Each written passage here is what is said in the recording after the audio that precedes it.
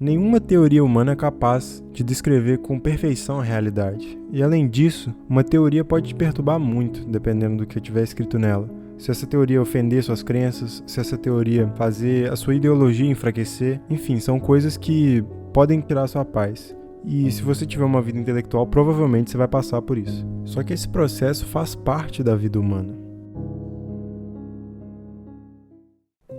Já parou para imaginar um estado onde as pessoas escolhem a ignorância por livre e espontânea vontade? É mais ou menos isso que ocorre no livro Fahrenheit 451. O livro narra a história de Montag, que vive em um estado distópico onde o prazer foi maximizado e o conhecimento foi considerado como algo perturbador da paz.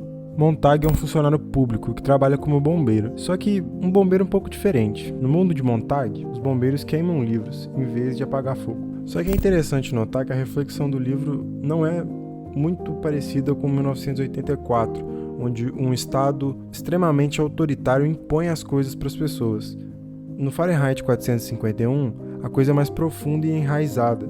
É como se a própria população escolhesse ter aquele estilo de vida, de ter um estilo de vida baseado no prazer e ter aversão ao conhecimento. Aparentemente, os bombeiros queimarem livros seria mais uma resposta às demandas de valores da população do que necessariamente uma medida autoritária do governo sobre a população. Bom, o foco da vida das pessoas se tornou o prazer, e somente o prazer. Em um dado momento do livro, Montag conversa com algumas parentes da sua esposa. E aí elas começam a contar dos maridos que elas já tiveram e argumentam que é muito melhor esquecer tudo o que aconteceu, caso tenha que divorciar, caso o marido morra, simplesmente continua a vida e foda-se tudo. E como basicamente todo mundo pensa dessa maneira, os velórios foram extintos nesse mundo do Fahrenheit 451, porque o velório é uma coisa muito triste, deprimente, terrível, e como a maximização do bem-estar é o foco dessa população, os velórios não podem ser mais tolerados. O interessante é que o livro a todo momento deixa implícito que essas coisas ocorreram de forma gradual e que não foi uma lei do governo que descrevia lá proibido ter velório nesse estado.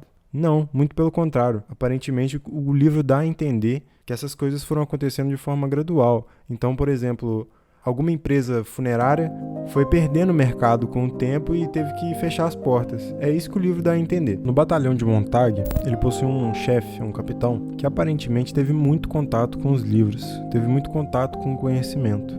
E esse chefe aparentemente começa a ver que o Montag está apresentando sinais de que está entrando em contato também com esses livros. Ele até chega a falar com o Montag que todo bombeiro passa por isso um dia na vida.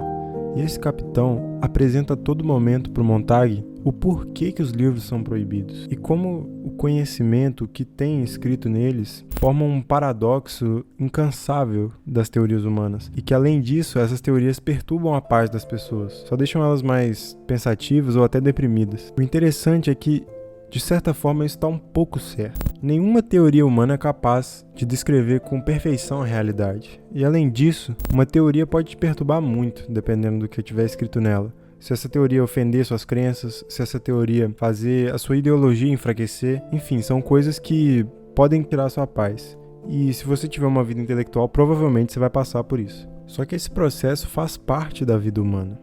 Independente até se você lê ou não, a própria realidade pode fazer suas crenças ou sua ideologia enfraquecer.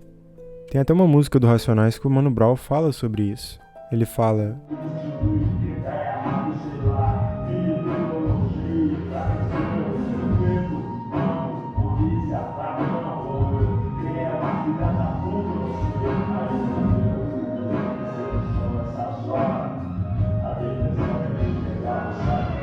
esse jogo de realidade ou teoria contra a sua ideologia acontece por causa do sofrimento. No caso da teoria, ela própria te causa o sofrimento que vai te gerar desconforto e vai te fazer raciocinar. Mas no caso da realidade, a própria realidade te faz sofrer. E esse sofrimento é o que te faz refletir e faz a sua ideologia ser contestada.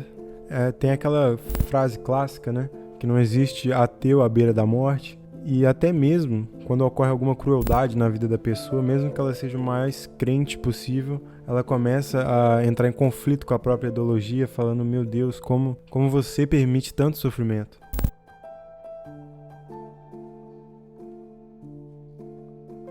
Tem uma música sensacional do DK que chama Eu Contra Eu, que ele fala algumas coisas que encaixam perfeitamente nesse livro Fahrenheit 451.